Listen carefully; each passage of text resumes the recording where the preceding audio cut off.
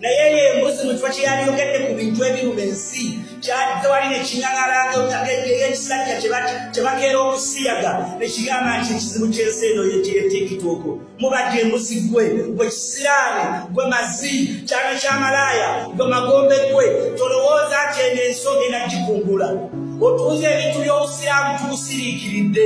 Museveni yakusibye mu buyinza naye njagala okulabula gwe ne kitaawo Museveni nti temugenda kumalako. Eno ensi eyina nnyiniyo, eno ensi ffenna tuli baakukivaako. Mubajje wadda Sheikh Muzata, mubajje gwoli emabega wakita basiraamu, ebintu ebyo twali twabisiikira. Era wano wensinzira n'enkunga ensi yonna okuvaayo okwogera ebibi bya mubajje musiyazi, mubajje munywa amwenge, mubajje ali embisi, mubajje akomba mu bubira bw'abakazi abatali basiraamu. Eyo kyana kyamalaaya gwe kisiraane gwe matako gwe mazi bumbwa togenda kumala goze kankubuulire. Twagala okomyewo ebintu by'obusiraamu byonna by'ozootunda, emizikiti gyonna, buli kimu kyonna ky'ozootunda ekitali kito. Mukulusanya Mujahideen ali ku nsonga za TikTok anti munnange omusajja yavuddeyo n'agamba nti ekizibu kye tulina mu Uganda wano mbu twajjirwa TikTok era ne yeegayirira gavumenti ebenga ejjawo TikTok. Awo nno olabidde abantu nga batawuka ne bamujjukiza ebizibu bye tulina wano eno mu Uganda. Ebimu ebitusuza nga tukukunadde naye nga tetulina wakukyakukola nga TikTok tekibangako kizibu. Nga tuvuddeko eyo munnange nnyinza okugamba nti mweyongera okuba nga musabira Mama Kampala ntegeeza Honorable Shamimu Malende embeera mwali mu butuufu tanatereera okuva luli we babakubira mu Paalamenti ye wamu ne Honorable Francis Zaake. Ate munnange ye Honorable Francis Zaake yamala n'atereera naye ate Honorable Shamimu Malende bambi tanaba kuba nga atereera bulungi.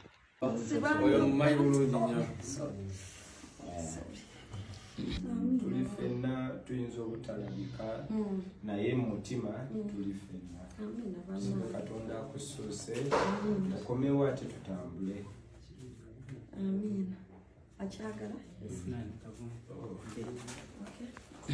Ndowooza obiraba bawanirira muwanirire okusituka ate mu butuufu embeera mwali si nnungi. Nalabye comments ezitali nnungi abamu nga womanyi wano eno mu ggwanga Uganda buli omu akola ekimusanyusa.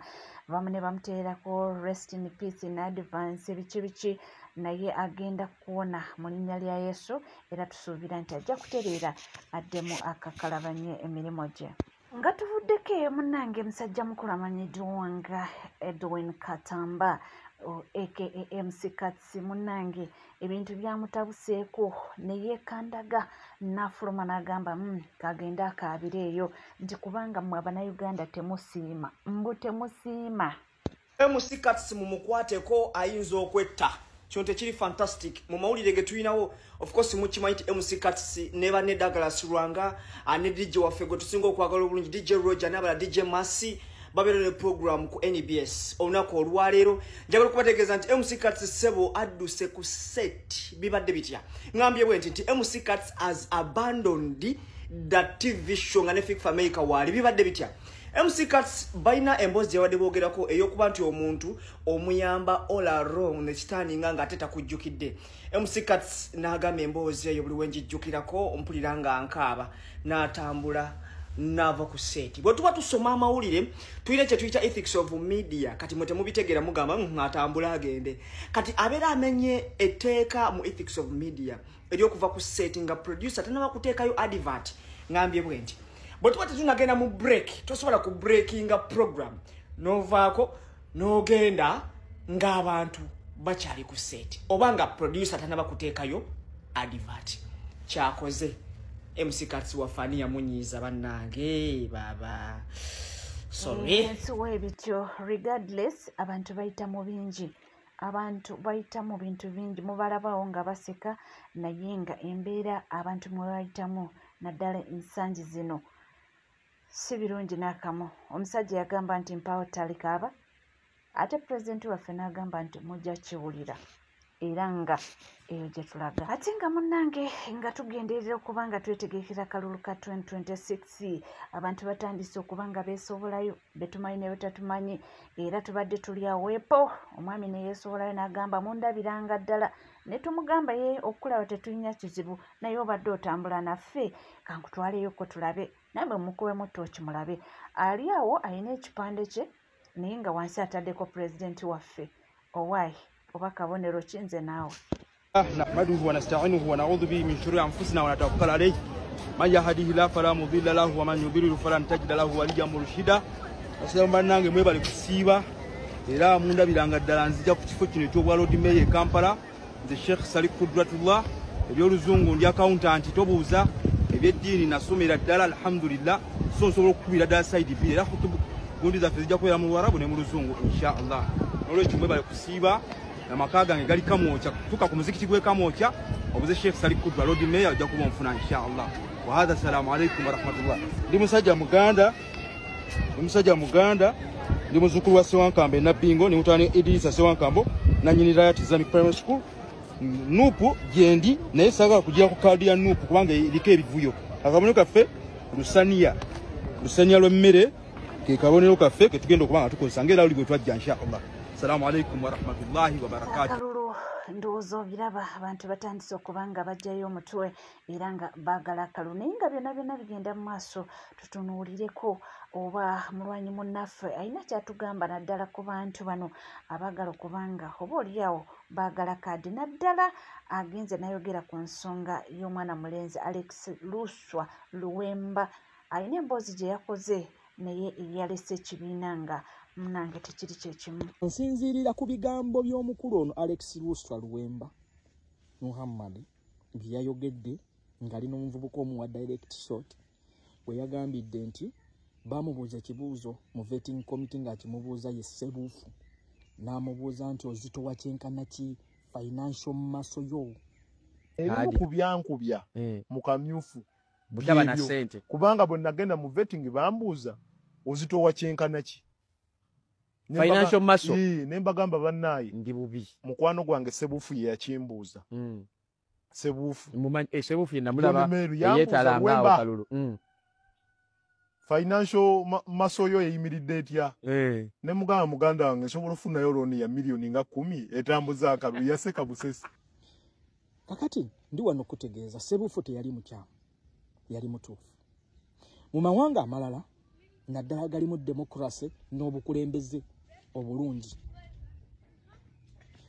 omukulembeze yenna naddala ng'omubaka wa paalamenti ekimutwala mu paalamenti buweereza so si kukola nkiddemu ekimutwala mu paalamenti buweereza era naguno omusaala ogumuweebwa kabeera nga kasiimo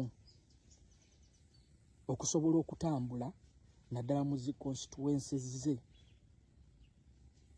n'okutuuka ku balonzi naye ng'omulimu gw'omubaka ogw'omuggundu gwandibadde gwa kutebolinga policies kukola ekiyitibwa oversight mu government projects ez'enjawulo kuleeta bills ezigenda okuganyulwamu bannansi bonna kufeffeta wa ewali obuli bw'enguzi n'obulyake okuwembalirira kye tuyita accountability eri essente y'omweyi w'omusolo kakati nuupo si basiru era tebagenda kuddamu kugwa mu nsobi y'emu gye baagwamu mu 2020 ey'okukwata abantu abamu abatalina na busobozi nga tebazitowa mu nsawo ng'abantu abo bagenda tuuka n'okwewola nga wawulidde omukulu wagamba yalina waagenda okwewola miliyoni 10 kati omuntu oyo tumusuubira okubanga essente ezikoze campaign yeewuze neewole n'omusuubira nti agenda kuyingira mu paalamenti wali ewajjudde ensega olowooze nti ogenda kusigala okyamulina ng'omubaka wo of course be bano ababaka abagulwa ne bakivaamu be babaka nga Kaziwe Bashiri Mbaziira be babaka nga Mbwaka Kembote Kamwa be babaka nga Jimerwanga be babaka nga Kagabo Twaha nti Mbwate Kamwa yatuuka ne ku level nga ne nomination fees tazirina nga ne sente z'ebipande tazirina naye olwaliro mbwaka kemboteka mu abantu bamusondera nomination fees ne sente z'ebipande olwaliro akinaguka bukinagusi Kazibwe Bashiri mbazira ye mwamulaba jimerwanga mu mulabye kagabutwaha mu mulabye so kakati ekibiina bwe kisinzira ne kikubuuza ogitowa kyenkana kimusawo ekibiina kyo kijja kwongerako bwongezi busammambiro ewanaabawaganye so inga togenda yingira wali mu parliament tojja na kubeera mwangu wa kugulwa okitegedde kitova olaba amawanga gakugamba nti okubeera legislator olina okuba ng'ozitowa olwaliro ekyakuyamba ku His Excellency Bobi Wine nti baatuuka omugulira mu parliament n'agaana era ne sente ezimu n'azikwata n'azizzayo lwa nsonga yali yeesobola ng'azitowa yayingira parliament ng'alinamu kasente ng'akoze abakulembeze olwaliro bulyake obuli bw'enguzi n'obulabbayi bw'olaba obufumbeketedde mu ggwanga wano obusinga buliwo lwa mwoyo munafu nti abantu awo mu parliament bagulabanga mulimu okategedde mwana wa ssebo yes bwatyo bwagezezaako okubanga annyonnyola ku nsonga eyo naddala ey'omukulu Alex Luswa Luwemba yabadde ayogerako simanyi nti baamubuuza ozitowa kyenkana ki lwakuba nali sina ssente kyava ku butampa kaadi era gundi temugenda kufuna owaaye byonna annyonnyodde nga tuvuddeko emunange tugendeko ku nsonga ya Sheikh Chiti eyakyazizza President waffe omulungi wali mu muzikiti n'atuula mu maaso kyogezezza abantu ebigambo naye agezezzaako okubanga abaako kyatangaaza naye okay ebintu ebyeddiini bino omanyi ate naddala ffe Abafirika tetunnatuuka kabuuka nti eddiini eno in most cases baagireeta kwongera kutuyawulayawulamu ate Museveni akozesezza nnyo eddiini okuyawulayawula mu bannayuganda nti ojja kwesanga nti omusiraamu omukatuliki omuprotestante omuadventi omulokole n'omusamize ffenna tutendereza omutonzi omu ekyenjawulo ekyawukana y'engeri gye tumuyitamu omusiraamu ajja muyita Allah omukatuliki amuyite Katonda omuadventi amuyite Katonda omulokole amuyita omulokole ndooza naye amuyita Katonda oba amuyita Lord oba biki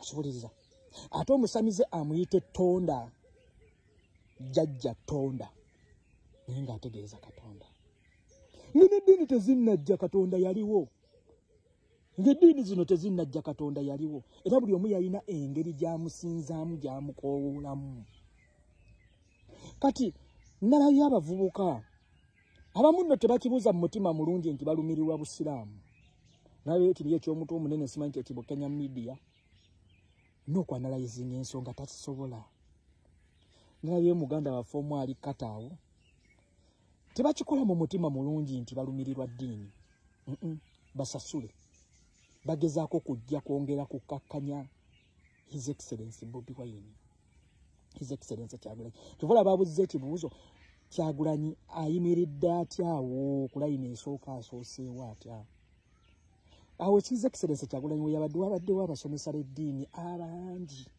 abamanyi eddiini y'Obuyisiraamu abagimanyi nga n'oluwalabu balufuuwa abamanyi aya ku aya naye gwe weebuuze lwaki His Excellency Bobi Wine yeyatudda gwe bayimirizzaawo mu maaso tubeera bangi nnyo naye Katonda wabaawo omuntu gw'asitula n'amutuuza gwe woolaba nga watasaanidde kutuula Katonda n'amutuuza awo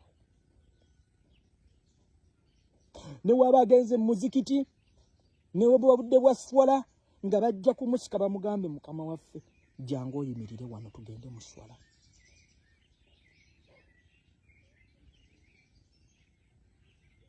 kyekimufuula special ne waba musiraamu n'agenda mu ekereziya katulika era nga bajja muyita jangu otuule wano mu maaso abo abantu baba banjawulo si mmwe bakatonda temuli baganda ba Katonda ate omuntu nga His Excellency Bobi Wine ye muntu akwata olwaliwo waba asobola oyimirira mu Ankole n'ayogera olunyankole bw'aba asobola oyimirira mu Busoga n'ayogera olusoga ye muntu agezaako kopinga up n'embeera okwanguyirwa abantu gongamba ye takimanyi. In fact bakugamba ono mukulembeze goza takimanyi nti endifeeta alina okujjawo ng'atukudde wagenda owoza yafubutuse intafuse kubutsa yambizi najja nayingira omuzikiti. Omukulu gwe muliko yatandika ekisiibo era akimazeeko bulungi era abadde asiiba. Gojja kubeerawo nga aya zonna ozimanyi oluwalabu olufuuwa eddiini ogimanyi naye nga togenda kuyimirira ono His Excellency Bobi Wine we bamuyimirizza nga bajja kuzza emabega. Ebyo byonna obwo bonna buyinza bwa Allah, buyinza bwa Katonda. Katonda alondamu, akulondamu mu bangi n'akuteeka watasaanidde gw'olaba nga w'otasaanidde kubeera. So bannaffe muleke kwewugulaza, muleke kukozesa ddiini kulwana ntalo za kisiru. Mukiwulidde temusinga basheeyi ababadde awo. Naye olw'okuba mwalabe Sheeyi Titi yatuddeho, His Excellency Bobi Wine yatuddeho, mulyoka mutandise okufujja amalusu. Fe abamu abagezigezi abategeevu eddiini tegenda kutwawula. Eddiini egenda kutusigaza nga tuli omuntu okwo. Uganda kati eddiini n'abagambye tulina bbiri, abanyigiriza n'abanyigirizibwa. Oli ne waba musiraamu ng'anyigiriza musiraamu munne, oyo aba ayawudde aba takyali musiraamu. Ono wabawo omukatuliki ng'atambula bulungi nnyo n'omusiraamu bagenda kuba wamu. Era nga tuvuddeko eyo nga tweyongerayo munange n'amawulire ag'enjawulo, tulina komanda omulala alese security alert n'abagamba nti bannange mubeere beegendeza era muwulize bulungi nti mutambuze akatambi kano katuukire ddala wala kwaba bwekikwatako. Mutwitinge security alert eno mugiteme yeetambule. Gwe bw'oba togyesize nze ngyesize gwe gitemeyo kitwiti ng'okiteeke ku mikutu eminene. Senga ennyonyi ya Emirates ekubwa oba neegwa ng'eva e Uganda oba ng'ejja e Uganda, Museveni ne Kagame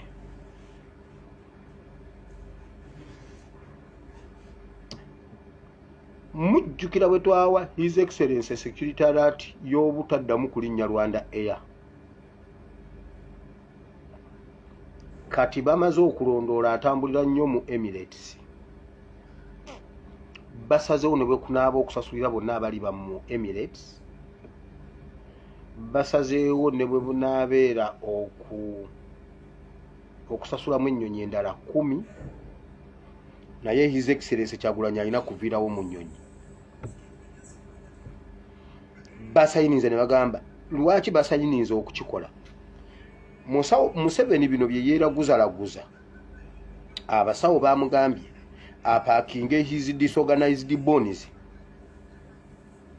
as organizing zonna disorganized bodies zonna as organizing apaakinge bodies zaava e Uganda. Bamugambye obuyinza tokyalina kyakukikolera, olina genda ate Kyagulanyi yabutwala. Confirmed. Ne batula ne bagamba tokyalina kyamukolera, mukwateko bubi ogenda naye, mutuufe era ogende, muleke eweera ogende. Kati ekintu kyonna oba accident ku luguudo e Uganda, Museveni tasulawo, bamugambye totawaana kukikola. Nkugambye kati His Excellency Kyagulanyi ne bwawalampa omuti ng'awanulira baana b'effene, kuba ye bw'abeera ewaka taba president abeera taata. N'awalampa waggulu ku muti ettabi ne liwogoka n'akkirira n'agwa nalyo n'afa. Museveni tasulako. Museveni tasulako y'aba amusse. Ne bwe balwana ne Babi n'amukuba omusekuzo ku mutwe n'amutta, Museveni tasulako y'aba amusse. Kati baagala basazeewo ne bagamba balinayo ekintu eki kukola nsonga, kukola kintu ekiri international nti ennyonyi ya Emirates egudde. Kiki kasita muli bamu His Excellency Kyagulanyi Ssentamu Museveni yagisudde. Ekintu ekyo mukitwitinge ku platforms ennene mukitekeyo ku Twitter kisirike musirike Museveni akikole mujjeyo tweet yekomewo. Jo waliwo abantu abangambe bangamba pasta wakoze obubi okuyogera ekyo ekintu mwandisirise ne tukola ekintu emundu nezijje ebweru kakati tagenda zireeta alekeyo mwekamba bulira abajjako Museveni tetuyina kyama kubanga ffe tuliwo tumutwala nga buli bwe tumutwala tumutegeezezza waate n'agendawo. Kati senga tukola kiri kye twateesezza n'ataleeta mundu n'atazijjaayo ng'abantu muli ku kkubo ne mutambula Kampala yenna nga temulabamu mundu temulabamu musirikale yenna kitegeeza mujja mwejjirako nga tetuzze. Museveni takyalina kyayinza kutuka. Waliwo edda twalinga tukuba amatatu nga ffe tuyiga buyizi matatu nga waliwo basiniya b'amatatu ng'ateekaawo empiki ze ng'azikulaze bw'ati n'akukuba n'akulya nga gwe ezizo ozikwesa ezize n'aziteekaawo ng'ajjawo emu ng'otunula muzize n'okubawo n'akulya akagoba. Bw'oba wakanafunayo omuntu masita w'amatatu ng'omuntu amanyi bulungi amatatu ateekaawo empiki ze akukuba akulyeko akagoba. Yes, tuli ku NCK TV nkugamba kimu nti munnange bw'obanga tonna subscribinga kekadde subscribinga ringinga that notification bell sharinga likinga amawulire go gakyali mangi nnyo nnyini ddala tula tuzikalira nywera mbenga nga kuwa sigala naffe tovaawo.